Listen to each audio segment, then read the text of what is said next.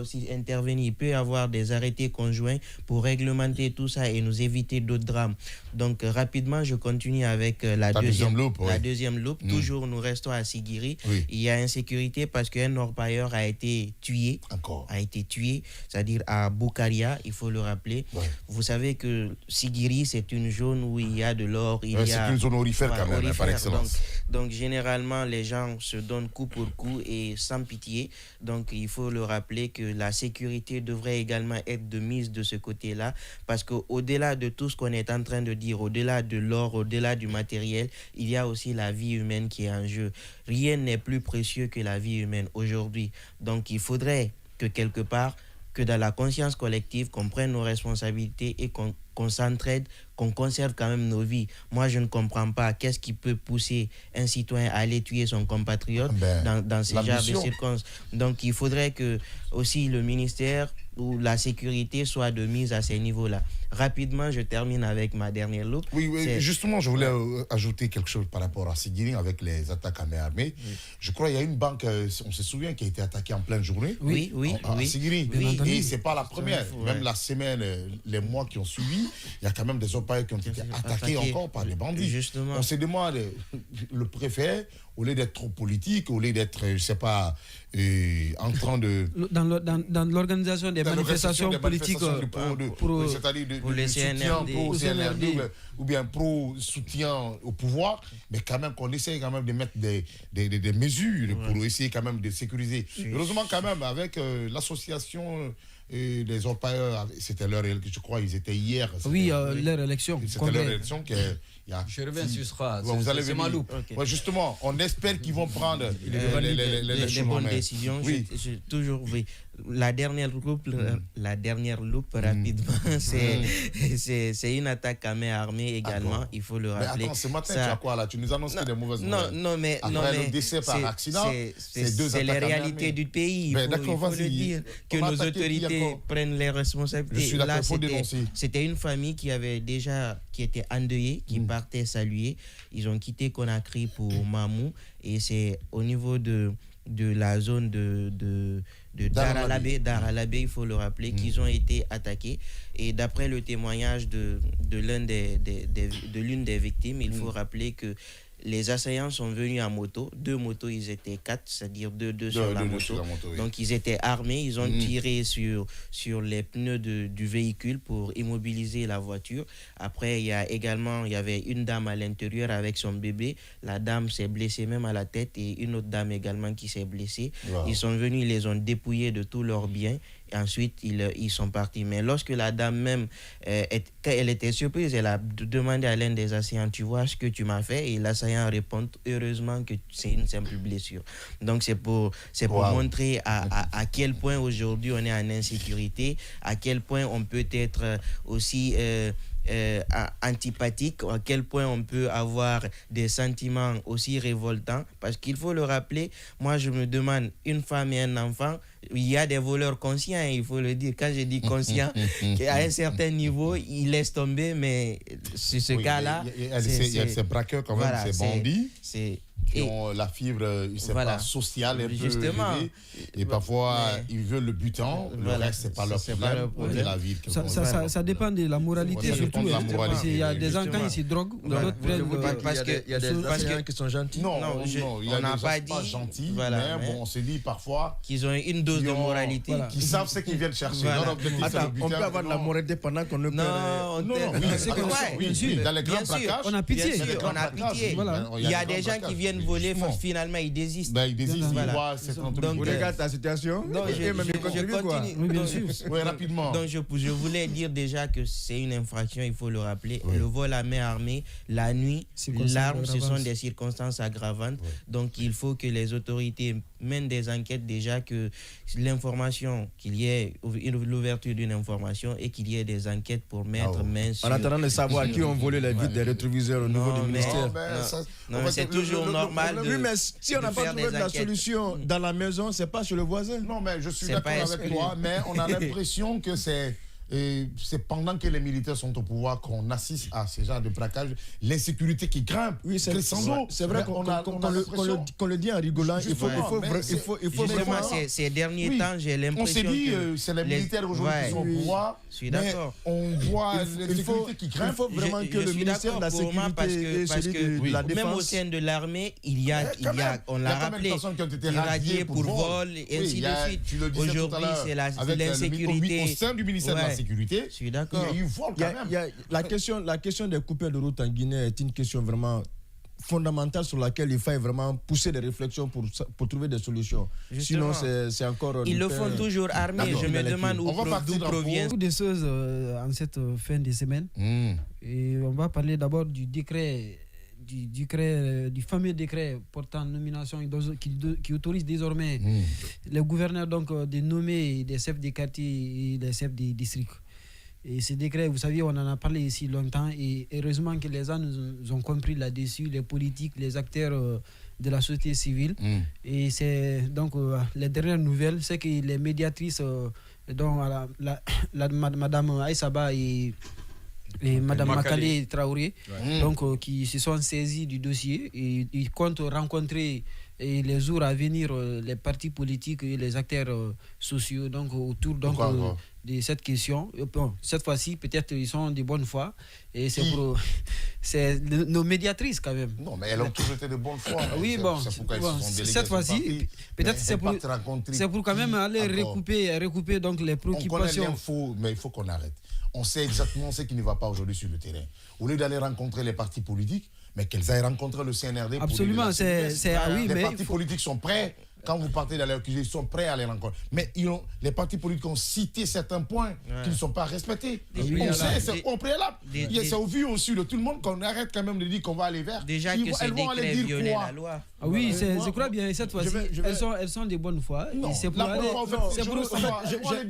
J'aime bien ce développement que Seydou est en train de faire ce matin. Oui. Mais moi, je pense que nous sommes en train de tomber sur le même spectre de gestion de la chose publique sous Alpha Condé aujourd'hui. Parce que pratiquement durant les dernières années, les 10 ans de gouvernance d'Alpha Condé, on gérait ce pays-là sur la base des accords.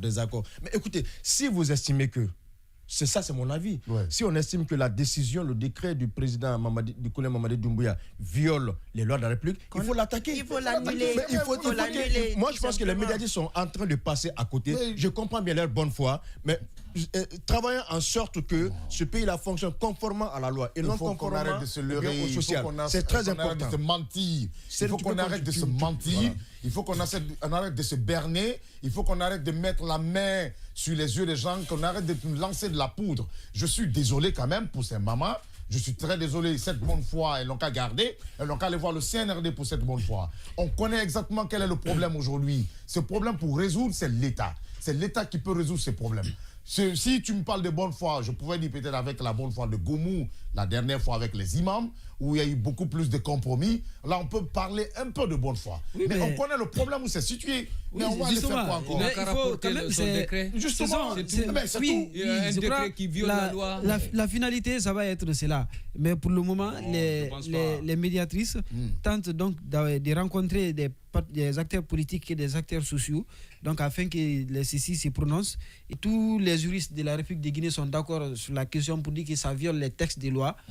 Donc en attendant que les médiatrices se rapportent là-bas, il faut toujours continuer à dire aux acteurs politiques de ne pas attendre parce qu'ils ont 2 mois pour agir contre, pour que le décret soit qu'on appelle annulé, oui, pour qu'on puisse l'annuler. Oui, justement, devant la chambre administrative de la Cour suprême, pour que ce décret soit. Donc, passer ces délais, et ils seront fort clos, donc ils ne pourront plus attaquer. Ça va s'appliquer, à moins que le président ne soit désormais de bonne foi pour dire que, bon, quelle bonne foi? Il n'a qu'à arrêter. J'ai dit à moins que... Non, il a violé. Non, dans la violation, il n'y a pas de bonne foi quand même, surtout pour la première autorité. Il n'a qu'à revenir, il n'a qu'à rapporter son décret. Ce que je suis en train de dire, il n'y a pas de bonne foi. Ce que je suis en train de dire, je dis que si les 2 mois qui sont accordés aux justiciables de saisir la chambre administrative de la Cour suprême pour constater l'illégalité de cet acte administratif, les recours ne sont pas exercés, ils seront forclus. Ça veut dire désormais qu'ils ne pourront plus attaquer. Voilà. ils ne pourront plus attaquer ces décrets devant la Chambre. Donc, le décret va s'appliquer, nonobstant son caractère illégal. Non, mais alors, de quelle bonne foi tu nous parles? Voilà, la bonne foi, c'est à moins que le président ne soit de bonne foi pour abroger son décret. C'est ce que je suis en train de dire. La bonne foi, c'est où abroger ces décrets parce que la loi est violée. Oui, c'est violé, mais, bonne foi. Mais vous n'avez pas exercé vos droits. Donc la mauvaise foi lui a permis quand même de prendre un décret. Qui doit porter plainte? Alors, monsieur, parlez bonjour. Mais vous avez bonjour Kourouma, bonjour à tous. Je l'appelle ce matin, monsieur. Je ne sais même pas pourquoi c'est venu de moi. Je me demande pourquoi. Ça n'augure pas quelque chose de bon. D'accord, monsieur. Mais ce qui est sûr, c'est que je ne suis pas madame. Je ne vais pas t'arnaquer, mon ami. Tu es mon cher ami. Je ne vais pas t'arnaquer. Et la deuxième loupe. Non, alors sur cette question, je pense que ta première loupe. Je pense qu'il ne faut pas être trop dur avec les facilitatrices. Sur pas mal de questions, je les ai appelées complicatrices, mais sur cette question, c'est vraiment leur rôle d'être leur rôle de facilitatrice qu'elle joue. Non. Il y a un débat dans la cité, il y a des problèmes par rapport à un acte pris. Nous, si elles ne font rien, nous allons être les premiers à dire oui, elles ont vu les gens crier. La loi a été violée, il n'y a pas de dialogue dessus. Mais non, en fait, c'est que j'ai envie de poser comme question. Alors, si tu permets, alors si elles décident de prendre leur bâton de pèlerin et de rencontrer les acteurs, c'est pas elles, c'est les partis politiques qui sont partis vers les médiatrices là. L'un dans l'autre, c'est quand même leur travail de recueillir des informations, de faire face à des sujets qui font polémique. Maintenant, ce que Diané a dit est tout à fait vrai, c'est qu'il y a un décret, illégal ou pas, il y a un délai requis pour attaquer le décret. Oui, qui doit attaquer? Non, mais c'est pas ceux qui ont intérêt. Ceux qui ont intérêt. Non, la question n'est même pas celui qui doit attaquer.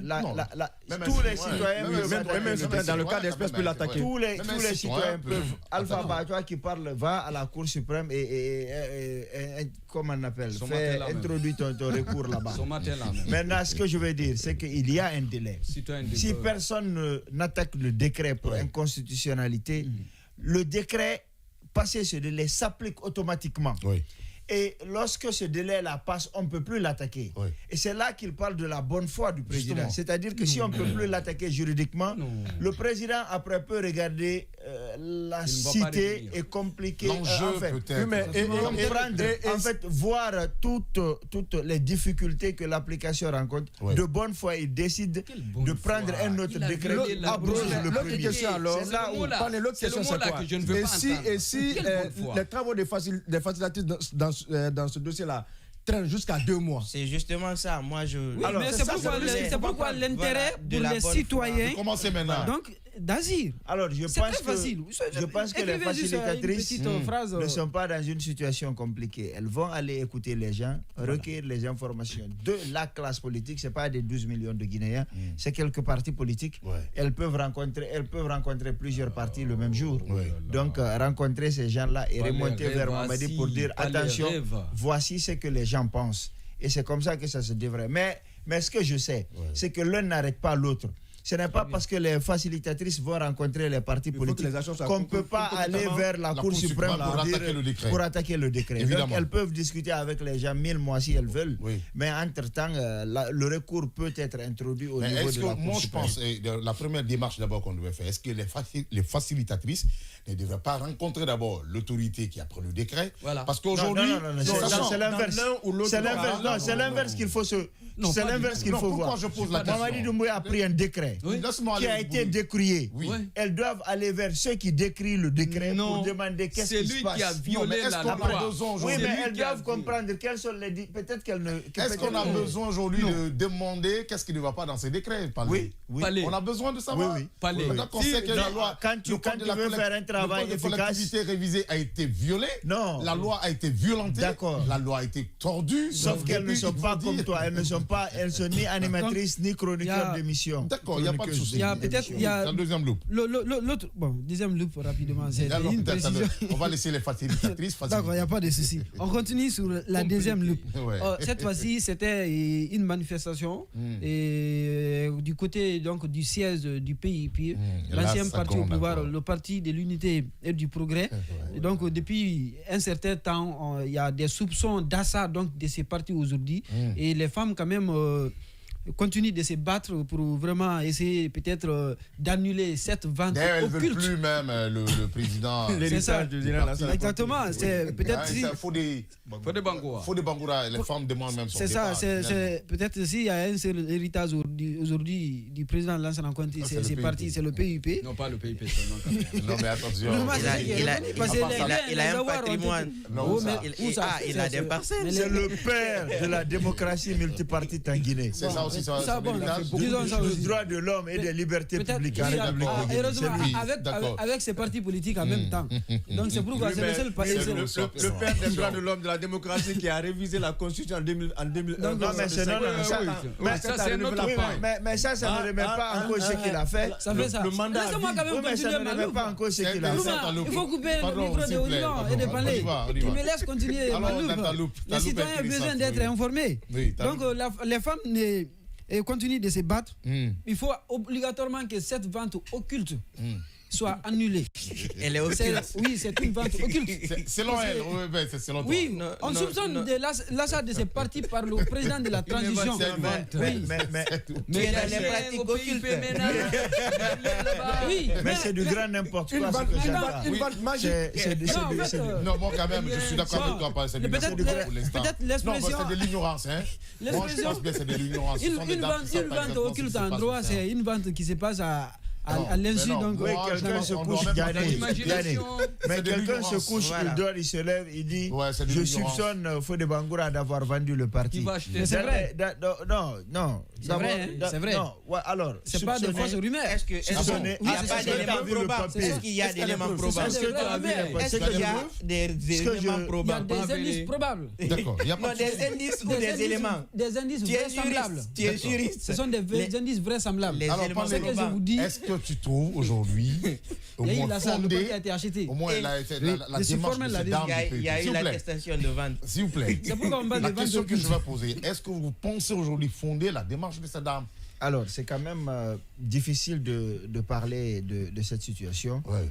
Mais si Diané m'avait dit elles ont vu des papiers ou des correspondances, j'allais dire oui, mais tu as tellement parlé des partis politiques qui sont ralliés ces derniers temps le CNRD. Rallier ne veut pas dire vendre. Mais on n'a pas. On sait ce que c'est. Non, attention. Certainement ce qu'il dit, c'est rallier. Est-ce que les femmes n'ont pas confondu rallier et vendre? Rallier ne veut pas dire vendre. Attention, c'est différent. Alors, il faut. Voilà, monsieur s'est rallié au CNRD, on pense la vente, il y a transfert de propriété. La pratique en Guinée, c'est que si les partis politiques s'allient au pouvoir en place, il y a des manœuvres. Il y a de l'argent qui coule à flot. Oui, ça, mais ça ne veut pas dire vendre. Non, ça, c'est des avantages. Comment vous voulez parler de ça? Non, c'est des avantages. Comment vous appelez ça? C'est des avantages. Mais c'est ce que ça signifie. Alors. Mon petit attention pour ce matin. Sauvez-le. Il n'y a pas eu transfert de propriété. C'est vrai, Simon, merci de me sauver. Tu l'as. Allez, on y va parler. Non, que ces femmes-là sortent manifester, c'est quand même leur droit. Mais il ne faut pas que quelqu'un se couche, il dort et puis il se réveille en disant que notre tel a fait ceci et puis on sort. Lorsque vous voulez faire de telles manifestations, déjà rassurez-vous. Est-ce que dans les textes du PIP, le président à lui seul peut décider de vendre le parti? Quand même. Est-ce que c'est possible? Donc, je crois que vous n'avez pas encore compris le problème. On ne peut pas. Suivez-moi. Il faut suivre un parti politique. Non, je ne peux pas te laisser continuer toi aussi, je suis en train de t'engouffrer dans ces murs-là. En République de Guinée, les partis politiques ne sont pas des sociétés pour dire qu'il faut débourser, il faut aller coter à la bourse pour les acheter. C'est pas comme ça que ça se passe. En fait, c'est une pratique constante. C'est une pratique aujourd'hui qui est ancrée. Peut-être que vous ne savez pas comment le PADES a été acquis. Bon, ça, c'est une autre histoire. Oui, mais c'est différent. Ce garçon est terrible. Mais c'est différent. C'est pour dire que ce sont des manœuvres. Quand on parle d'achat, ce n'est pas parce qu'on va aller faire une attestation de vente pour dire que le parti désormais tombe dans le patrimoine du CNRD. C'est pas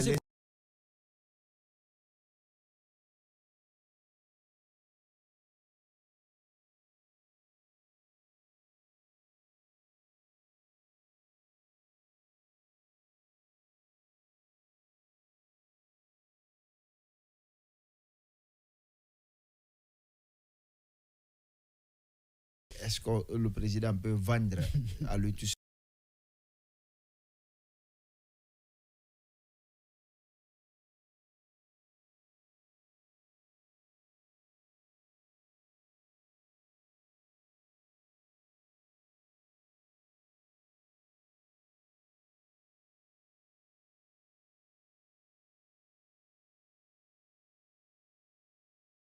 Mais si les textes disent que c'est lui, dans ce cas, on reste derrière lui. C'est soit on change les textes, soit on quitte le parti. Parce que c'est aussi sur la base des textes qu'on peut...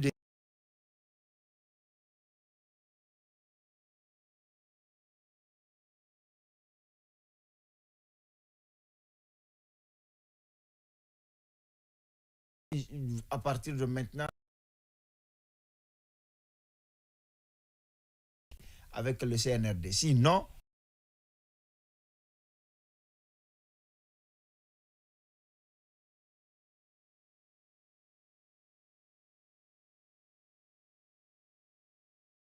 l'UP est un parti qui est en difficulté aujourd'hui. Donc, il appartient aux responsables de faire des choix stratégiques. Et malheureusement, ils ne sont pas forcément capables de comprendre cela. D'accord.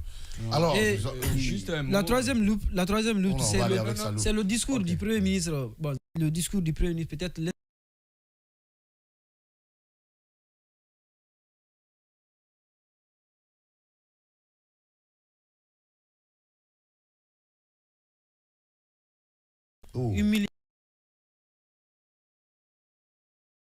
Et pour ceux qui ont suivi ce discours, on somnole devant les petits écrans. Être intellectuel ne veut pas dire être force. C'est une information que j'ai dit que c'était humiliant. Parce que c'était catastrophique. Je suis d'accord. Je ne serais pas d'accord quand même en tant que Premier ministre d'un pays qu'on ne soit pas éloquent. D'abord, non, mais c'est le charisme surtout. Le charisme,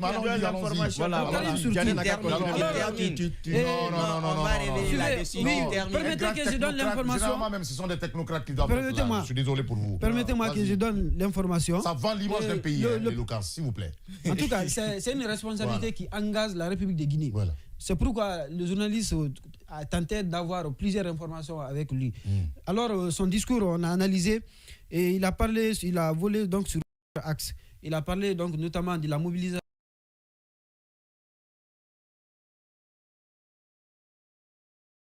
de 1 million. Le Premier ministre donc il y a 40 mobilisés. Et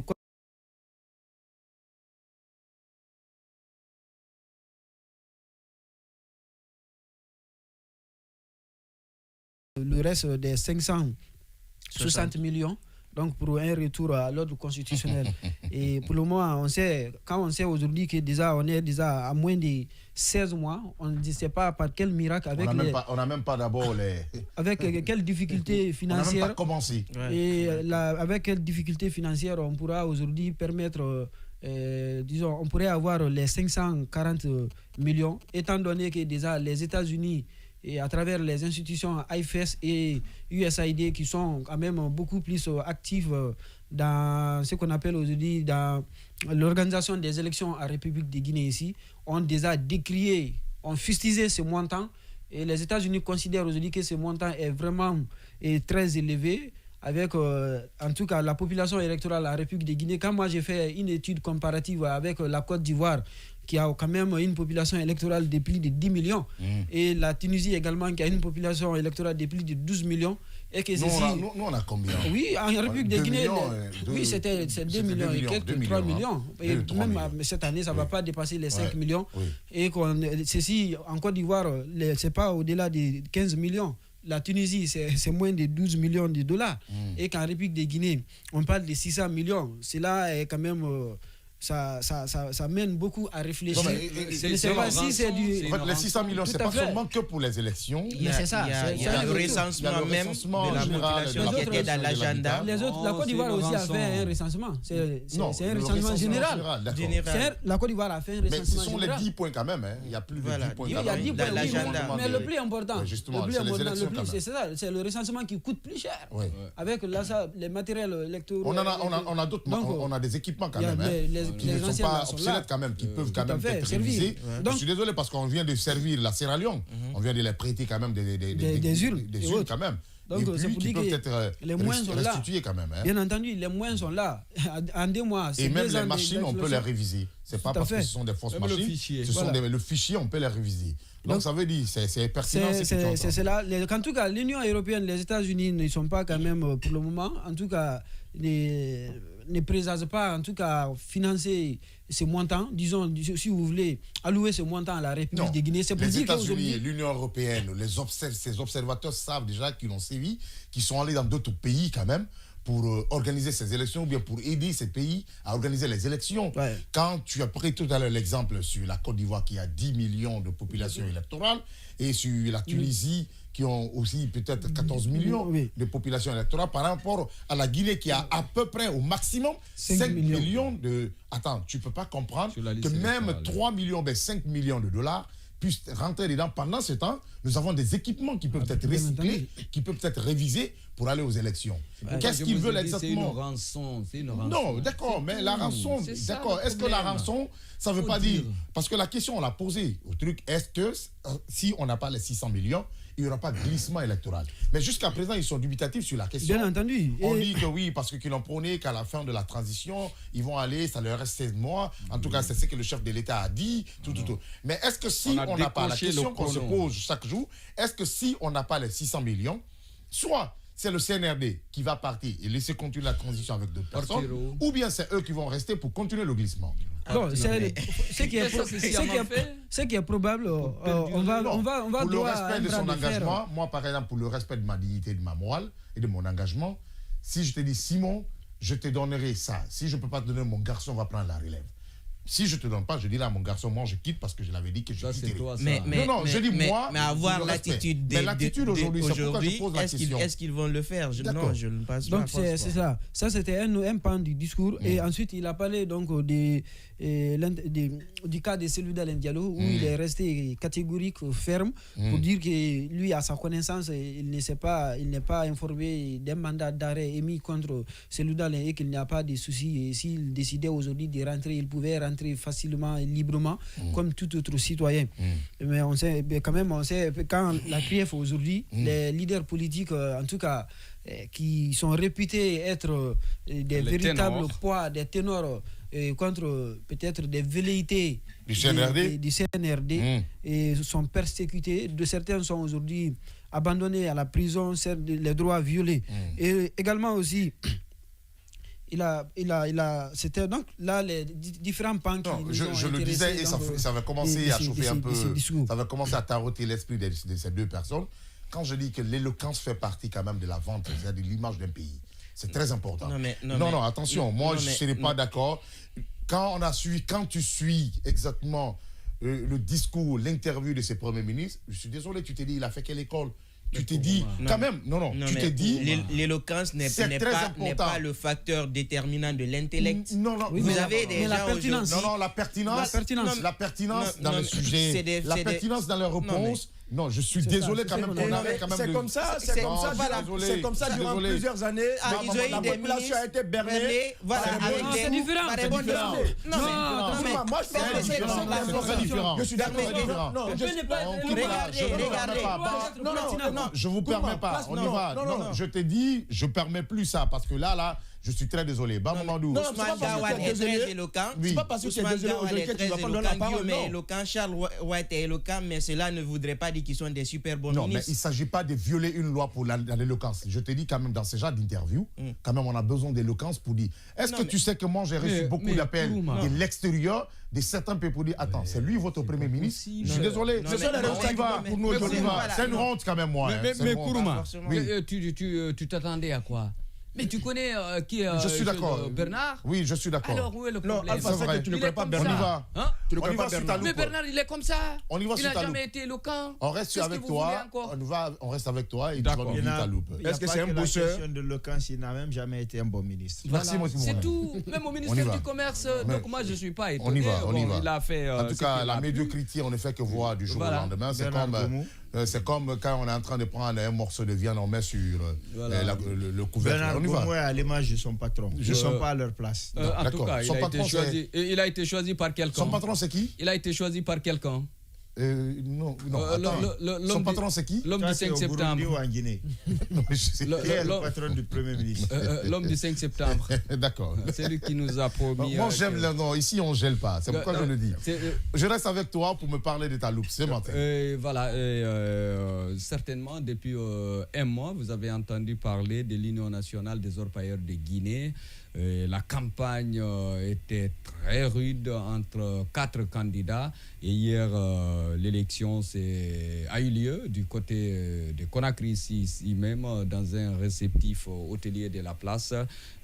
Tous les téléspectateurs des Dioma Media ont suivi, parce que Dioma a fait le direct. Avant de continuer, je lis rapidement notre chroniqueur aussi, malgré il n'est pas là, et c'est Emmanuel Tamba qui dit Simon Pierre, quand on est leader et une figure de poids, l'éloquence s'impose à nous. Merci. On doit se vouloir rassurant et l'être l'aisance dans le discours, la rhétorique claire et l'accès. Toi, tu es sur le plateau.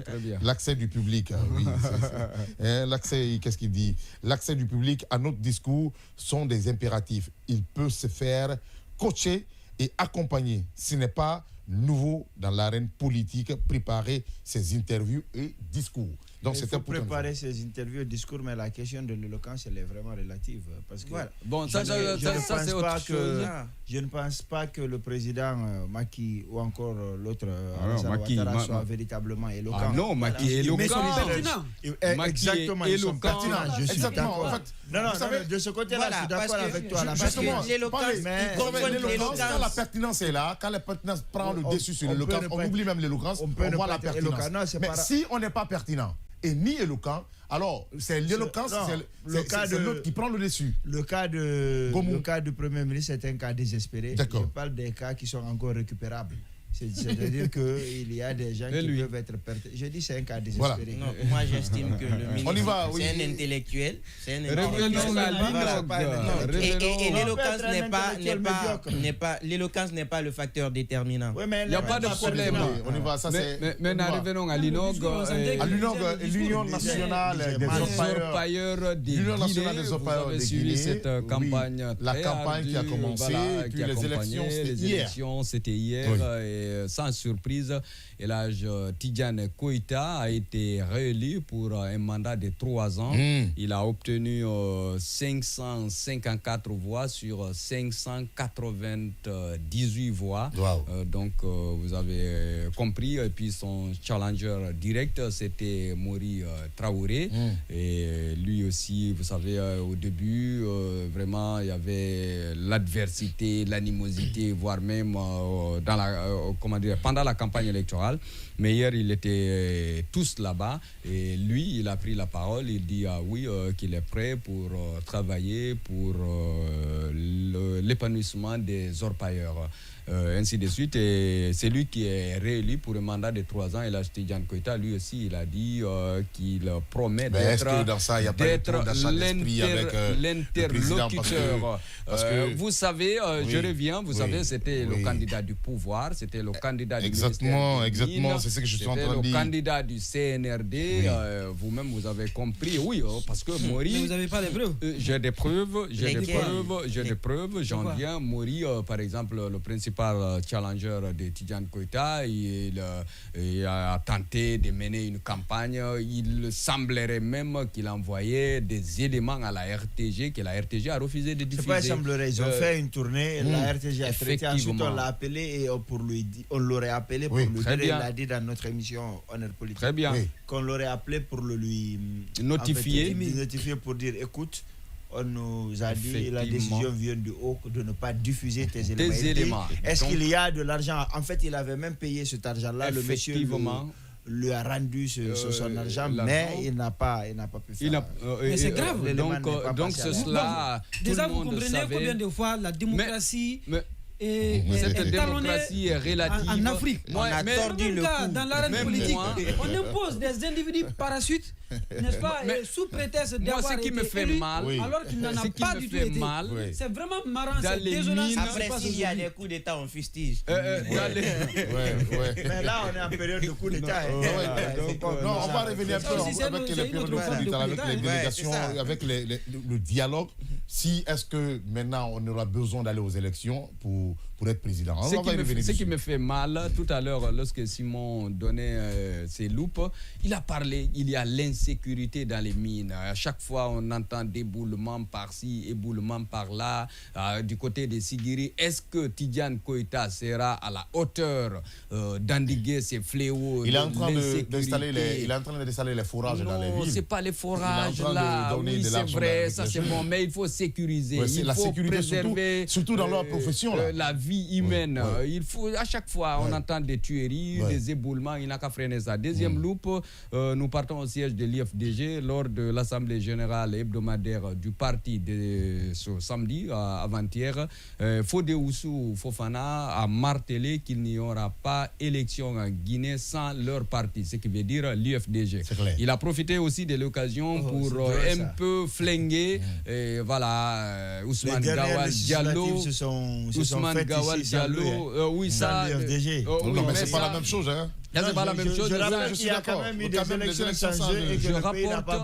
Je rapporte ce que Fodéoussou a dit. Il a profité aussi de cette assemblée générale pour répondre à Ousmane Gawal Diallo, ministre porte-parole du gouvernement, qui prétend qu'il y a un bilan, je sais même pas, macabre. Voilà, bon, laissons son bilan. On parle même plus de son département, on parle plutôt. Non, son département. Guinée Télécom n'est plus encore arrivé.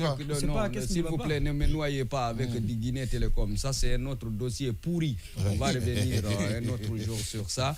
Et il a dit comment un ministre qui est payé à 15 millions de francs guinéens peut faire un don de 40 motos. Il fait allusion à ce don que Ousmane Gawal Diallo avait fait tout récemment. 40 motos, plus l'évacuation de certains. L'évacuation et puis des enveloppes. Non, peu importe, je rapporte. Non, j'ai pas fini d'abord. Non, pas lui de déclencher l'action publique. J'ai pas fini, laissez-moi finir. Après, il a un patrimoine, il a des biens. Quel patrimoine? Il avait fait quel don? Arrêtez, vous aussi. Qu'est-ce qu'il avait fait auparavant? Est-ce que tu connais? Est-ce que tu as fait l'inventaire de ses biens? Il a organisé des manifestations ici de 2010 jusqu'à 2020. Il organisait des marches ici et lui-même, il appelait les gens à venir manifester. Qu'est-ce qu'il a fait? Il y a eu des malades, il y a eu des blessés, il y a eu des morts. Quand est-ce que c'est un coupeur de bois, c'est un vendeur de bois, de charbon. La recette de ça, il peut quand même payer les motos. Les bois? Oui, je suis d'accord. Voilà, c'est un excellent coupeur, c'est un excellent vendeur de bois. Il peut quand même prendre la recette. Il a un patrimoine. Oui, d'accord. On vient avec toi et le sage de ce matin. Le futur médiateur peut-être qui va aller représenter la Guinée du côté de la CEDEAO au Niger. C'est Papa Odilon. Voilà, moi j'ai 3 loupes. La première, elle est relative à l'affaire cabinet Silla Bill Gates. Voilà, le 16 août dernier, il y a la chambre d'instruction de la CRIEF qui s'est prononcée sur un non-lieu. Oui. Voilà, donc un abandon des charges contre M. Silla Bill Gates. Elle a également ordonné la main levée sur les comptes qui sont ses avoirs et l'autorisation de sortir de l'État guinéen. Ouais. Voilà, et je pense que ce qui a été fait par la chambre d'instruction, elle est, à mon avis, nouveau. Voilà, à mon avis, nouveau dans la mesure où je pense que le procureur aurait pu être sage, bien qu'il a des droits qui lui qui pourrait l'amener à interjeter appel devant la chambre de contrôle. Je pense que c'est ce qu'il a, c'est ce qu'il a fait, c'est ce qu'il va faire. Mais à un moment donné, en quoi c'est nouveau? Quoi c'est nouveau? Non, au fait, je pense que c'est une des rares fois que la chambre d'instruction se prend sur un non-lieu. Avec la CRIEF, depuis la création de la CRIEF. Voilà. Ça s'est fait plusieurs fois. Bon. Depuis la création de la CRIEF. En tout cas, c'est depuis la création de la CRIEF. Moi, je parle bien des dossiers de la CRIEF. Les dossiers qui sont allés à la CRIEF. Les dossiers lourds. Les dossiers lourds de la CRIEF, c'est quand même une première. Voilà, il y a toujours, selon mes informations, des mises en liberté provisoire. Voilà. C'est là des cautions ou même les décisions qui sont rendues ont difficulté d'interprétation. Mais c'est très clair. C'est tellement clair qu'on te dise que la chambre d'instruction te dit qu'un non-lieu. C'est pour notre les dossiers ont été classés sans suite. Elle a été courageuse, il faut la dire, il faut dire comme ça. Donc le dossier de Rémi. Moi, Rémi aussi, oui, c'était bien vrai que c'était en phase de jugement, donc c'était la relax. Mais vraiment, bien que l'interjeter appel soit un de ses droits, mais moi, personnellement, j'ai été surpris. J'aurais pensé que l'homme serait sage, entre guillemets, cette fois-ci. Et c'est l'occasion pour moi d'interpeller le procureur très spécial à lire ce document Flexible Droit pour une sociologie du droit sans rigueur de Jean Carbonnier, qui pourrait l'aider. Parce qu'après, aujourd'hui... Tu veux dire qu'il n'a pas de bibliothèque? Aujourd'hui, je ne sais pas. Il a lu, mais est-ce qu'il est normal lui-même? Aujourd'hui, il peut dire que oui, qu'il a certaines forces, mais demain aussi il arrivera. Mais est-ce qu'il n'y a pas un poids sur lui? Je ne sais pas. Les juges sont indépendants. Ouais. Ça, je saurais le dire. Est-ce que tu connais l'avenir là où il est? Voilà. S'il y a un poids sur lui, est-ce qu'il est attaché? Donc, il faudrait... Comment ces gars-là... Comment? Moi, je ne sais pas. Il faut... Je le dis. Non, moi, si tu ne le sais pas, alors laisse-moi t'informer. On a vu ici Sidi Suleiman qui a dit comment ils étaient. Est-ce qu'il a été attaché? Non, attention. Ça passe pas. Ça passe pas. Sidi Suleiman avait les mains liées. Attention, c'est parce qu'il a accepté. C'est parce qu'il a accepté. C'est parce qu'il a accepté. Au fait, je le dis, est-ce que lui aussi, il a à l'intérieur du c'est la conscience professionnelle, la conscience, la morale. On dirait que comme aujourd'hui dit qu'il essaie de revenir et respecter le droit. Ouais, mais s'il accepte d'être attaché, que ses mains soient liées. D'ailleurs, qui l'attache? Je suis désolé. Mais chacun aujourd'hui est en train de chercher. On peut l'éjecter de son fauteuil là. Chacun est en train de sauvegarder son fauteuil en tordant le cou aujourd'hui à la justice pour dire que oui, que c'est la justice. On sait ce qui se passe. Si Suleiman l'a dit ici, lors des concertations, il a dit ouvertement comment ils sont aujourd'hui, acceptés ou pas, ils sont en train de sauvegarder leur fauteuil. Ce que je vais dire aujourd'hui, ce matin, au procureur Ali Touré, il faut qu'il travaille. Il faut qu'il travaille de sorte. En tout cas, personne n'est dit. Ce qu'il est en train de dire, avec ce droit, ce que nous sommes en train de voir aujourd'hui, la procédure judiciaire, on s'est dit qu'il n'est pas seul dans sa tête. Il ne peut pas prendre alors une seule décision, lui seul dans sa tête. Donc il est avec qui? Il est talonné. Laisse-moi te contester. Moi, je voudrais juste dire, ils ont la chance d'être des jeunes magistrats qui soient ici à de hautes fonctions au sein de l'appareil judiciaire. Il faut que nous rêvons des magistrats guinéens qui peuvent avoir la chance d'être opérationnels à l'international. Moi, en 2018, par exemple, j'ai été enseigné par Mme Fatmata Diarra, qui est une des anciennes vice-présidentes de la CPI. C'était un honneur. Elle est partie, c'est une juge malienne qui est partie des cours de tribunaux maliens pour se retrouver au niveau de la CPI. Donc, je rêve demain de voir un magistrat guinéen à ce niveau-là. Mais pour avoir cela... Il y a Maître Kaba qui a... Les avocats, c'est beaucoup. Les avocats, même M. Joachim, qui est à la CCJ. Pour ici à ce niveau de responsabilité à l'international, tout dépend de la carrière à l'interne. Donc c'est ce message vraiment, au-delà que l'intégrité appelle est un droit pour lui, mais à un moment donné, il faut comprendre mieux les choses. Ma deuxième loupe, c'est... Cette invitation, c'est le départ de nos auditeurs et élèves greffiers. On dirait des soldats. Oui, à Samoria. Voilà, au centre d'entraînement des opérations de maintien de la paix. C'est la stratégie du CNRD. Au fait, c'est vrai, moi, quand j'ai vu l'information, j'ai suivi même le direct du ministre relatif au départ, sur la page du département. J'ai suivi le direct. Mais ça m'a un peu bercé dans le passé. Voilà, les administrateurs... du premier régime, sur ces couturiers, allaient pour le service militaire. Mais ce qui me taraude l'esprit dans cette initiative-là. Les étudiants. Oui, les étudiants, voilà. Les étudiants qui faisaient le service militaire minimum obligatoire. Mais ce qui me taraude l'esprit, c'est que c'est un acte isolé. J'aurais bien voulu que ce soit une initiative gouvernementale, étatique, mais après, quand vous lisez le direct, il dit même que c'est sur financement propre. Oui, c'est sur financement propre. Là, quand même, je me suis interrogé. Financement propre du ministre. Oui, mais quand on dit c'est sur financement propre. Ou dans le ministère, c'est ça. Le ministère. C'est du ministère. C'est pas financement propre. Non, il a dit c'est sur financement propre. Non. Moi, je me questionne.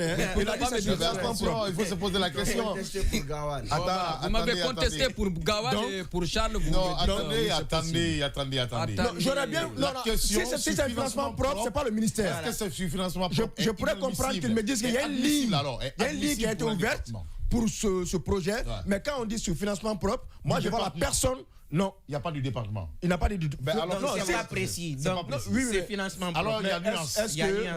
Mais est-ce qu'on peut parler de financement propre pour ce qui est du département. Moi, c'est la question que je me parle. On parle de financement propre. Il est personnel. Justement. Voilà. Donc, moi, en tout cas, c'est la grosse question que je me pose aujourd'hui. Peut-être aussi qu'ils ont demandé à tous ces élèves-là d'envoyer un montant. Ça peut être ça aussi. Non, je n'ai pas été le cas. Moi, j'ai des amis greffiers qui sont je connais beaucoup parmi eux qui n'ont rien payé. Vous savez, en matière de droit, la précision est très importante. Est-ce que Simon qui parle, tu as remonté tu as vérifié l'information que tu viens d'obtenir maintenant? Est-ce que tu avais appelé pour dire, est-ce qu'on vous a demandé de payer de l'argent? Non, moi j'ai des amis qui partaient, ils m'ont dit on part, et puis ils m'ont pas dit qu'on les a fait payer de l'argent. Non, mais moi j'ose pas. Mais si l'argent était payé, on le saura. On allait le savoir que les gens payent quand même pour leur départ. C'est pas une excursion quand même. Moi le problème, c'est une excursion, c'est de tout payer, mais attention, pas les c'est même pas vous. L'autre chose, est-ce qu'en prenant une initiative, est-ce que cela ne va pas donner le ton aux futures personnes qui seront engagées au sein de la fonction publique? Moi-même, je me demande l'opportunité même de ce service militaire. Le problème, c'est quoi? Un service militaire. Voilà. C'est ça aussi. Vous parlez de service militaire. Est-ce que c'est pour un service militaire? Non, mais qu'est-ce qu'on cherche dans un camp? Est-ce que les magistrats sont formés? Est-ce qu'on forme les magistrats dans l'enceinte d'un camp militaire? Porter des maillots? Non, j'ai vu ça. Ça, c'est au niveau du camp des forces spéciales ici. Là. Voilà. Effectivement, au niveau du palais. Au niveau du palais, ils sont partis. Mais vous avez vu le gouvernement au camp, non? Non, ça c'est. Est-ce que pour autant, mais là, c'est des magistrats. Non, moi je dis. On ne peut pas continuer toujours avec ça. C'est un lavage de cerveau. Il y a deux choses. En fait, il y a deux choses. Il y a est-ce que c'est normal d'envoyer des magistrats au camp? Pas du tout. Et il y a est-ce que c'est un service militaire qu'ils sont partis faire au camp? Peu importe. Parce que c'est complètement différent. Peu importe. Bon, alors, il y a des écoles, il y a des universités. Dans le communiqué, dans le cadre du service militaire initié par le ministère de la Justice, dans le cadre du service militaire initié par le ministère de la Justice et des Droits de l'Homme, la direction du centre de formation judiciaire informe les élèves greffiers et auditeurs de justice que le départ pour le centre d'entraînement des opérations de maintien de la paix à Kindia est prévu le samedi 19 août. C'est bon déjà. Voilà. C'est bon déjà. Alors c'est dans le cadre du service militaire. Et tous ceux qui se sont relayés du côté de ces camps, différents camps, c'était dans le cadre du service militaire. Alors, le gouvernement, c'était dans le cadre. Les membres des régies. Quel type de service militaire? Non, je t'ai dit, on ne sait pas ce qui se passe maintenant. C'est une sorte d'intimidation. Il y a le civisme. Mais moi, ce que je veux dire, est-ce que c'est l'endroit idéal pour le faire? Il y a le centre de formation judiciaire qui était en rénovation, c'est fini. On peut prendre ces personnes qualifiées là pour venir les donner les cours là-bas. Nous avons ici, en ce qui concerne l'administration, il y a quand même le centre de formation de l'administration qui est là quand même. Militaire, moi je ne vois pas l'opportunité d'aller dans un camp militaire pour suivre des cours de civisme. Des cours de civisme, c'est pas au camp. Voilà. Je suis désolé. Nous avons des centres. Ils ont un statut. Nous avons des centres. Que ce soit dans l'administration publique et dans l'administration publique, il y a des centres de perfectionnement et quand même de l'administration qui est là. Si c'est quand même la justice, il y a des écoles quand même qui sont là, il y a des centres de formation judiciaire qui sont là. Si c'est l'enseignement, il y a l'ENI qui est là. Mais je suis désolé, pourquoi aller dans les camps avec ces il n'y a que Charles Wright qui pourra nous édifier là-dessus. Troisième et dernier loop, c'est de l'intimidation. Voilà. C'est un lavage de cerveau. C'est un lavage de cerveau. C'est les intimider. Non, c'est pas vrai. Vous dites que vous êtes dans un régime militaire, alors vous allez faire des formations militaires. Non, s'il te plaît. Ce que tu oublies, c'est que c'est des gens qui sont appelés à travailler dans le camp, à prendre des armes. Ce sont des. Attends, laisse-moi. Dans la révolution, laisse-moi te prendre. Peut-être que j'étais très jeune. On a quand même de bons et grands magistrats. Ça passe pas. Parler, ça peut pas passer. Je te permets pas, désolé. Quel type de modérateur? Je peux pas te permettre quand même de glisser pendant ce temps que tu es en train de dire quelque chose. Alors, qu'est-ce que je veux dire? Tu veux dire quelque chose qui n'est pas bon. Qu'est-ce que je veux dire? C'est pas bon ce qui sort de ta bouche. On y va, je ne veux pas le permettre. Moi, je dis que ces gens-là sont appelés à travailler au-delà du pouvoir du CNRD. C'est des gens. Et c'est quand on va aller chercher ça? C'est la question. Non, non, attendez, laisse-moi dire. Les forces en attente, généralement, après la Révolution, si tu étais très jeune, je te l'apprends, après la Révolution, il y avait toujours à l'université des gens qui partaient dans faire des services militaires parce qu'on pensait que, oui, il fallait mettre des forces en attente. Il fallait commencer les services militaires. La réserve, des forces en réserve. Donc, tout le monde, c'était obligatoire que tout le monde passe quand même dans des camps pour des formations. Ne parle pas de formation militaire. Je ne sais pas comment on appelle ça. Quand même, les premières formations, la commune de base. Voilà. Pour faire la commune de base. Ça, c'était obligatoire parce que c'était la révolution. On n'avait pas d'armée. Il fallait former des étudiants et des civils en commune de base. C'était obligatoire. Mais maintenant que nous avons l'armée, nous avons tout, nous avons une administration. Et après qu'on nous dise que c'est au camp qu'on va aller chercher le civil. C'est au camp qu'on... Non, même pas seulement les greffiers. Tous ceux qui sont partis, tous les auditeurs et les civils. C'est au camp qu'on va aller chercher le civisme pendant que nous avons des centres de perfectionnement, nous avons des centres de justice. Et même si on me disait que c'est des auditeurs de justice pour le tribunal militaire, c'est pas la procédure. Non, quand même, c'est pas la procédure. On y va rapidement. Moi, j'ai été marqué par l'image de Neymar. Neymar qui est arrivé le vendredi à Al Hilal, son nouveau club en Arabie Saoudite. Sa présentation. Oui, très belle image, mais moi, c'est surtout la croix qu'il portait dans un pays, dans un État musulman. J'ai salué la tolérance dont le peuple saoudien a fait montre pendant cette présentation. Je suis d'accord. Et aujourd'hui, quand j'essaie d'établir le parallèle, ça a toujours été comme ça. Voilà, dans notre pays, par exemple, où aujourd'hui, quand c'est un musulman qui cherche, par exemple, une maison dans un foyer chrétien, on lui refuse parce qu'il est musulman, ou quand c'est un chrétien qui cherche le musulman, on lui refuse parce qu'il est chrétien. Je ne sais pas si vous avez regardé ça quand même. Il faut regarder les annonces sur Facebook. On te dit si tu n'es pas de telle ethnie, de telle religion, il faut bannir. Tu n'as pas aucune religion ne l'a dit parce que si vous vous souvenez, le prophète a été reçu dans une église quand il a été chassé chez lui. Il a quand même été reçu par un prêtre dans une église. Ça ne veut pas dire que c'est de l'animosité. Voilà. De l'un dans l'autre, le Coran reconnaît aujourd'hui. Je ne dénonce cette image. Oui. On est quand même en Arabie Saoudite. Quand même. Et je suis d'accord qu'on ne dise pas à Neymar obligatoirement tu vas devenir musulman. Ouais.